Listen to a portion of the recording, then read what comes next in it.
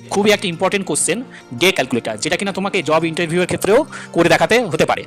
কোশ্চেনটা এমন দেবে তোমাকে, জব ইন্টারভিউর ক্ষেত্রেও হতে পারে যে কোনো একটা ডেট, মাস এবং সাল দিয়ে দিল, তোমাকে সেটা এক্সেল শিটে তার ডেটাকে বার করে দেখাতে হবে, অর্থাৎ সেই দিনটা কী বার ছিল, সেই সালের সেই মাসের সেই তারিখটা দিয়ে দিল এবং তোমাকে ডে বার করতে হবে। এর জন্য আমরা এক্সেল শিটে এরকম ইকুয়াল সাইন টেক্সট লিখবো, ফার্স্ট ব্র্যাকেট দেবো, দেওয়ার পর আমরা এখানে এই যে ডেটের ফার্স্ট ঘরের ভ্যালুটাকে নিয়ে নেবো, ক্লিক করে কমা দেবো, ডাবল কোটেশন দেবো, তারপর আমরা যেহেতু ডের ভ্যালু হচ্ছে 4খানা ডি লিখবো, লেখার পর ডাবল কোটেশন ক্লোজ করবো, ক্লোজ করার পর ফার্স্ট ব্র্যাকেট ক্লোজ দিয়ে দেবো।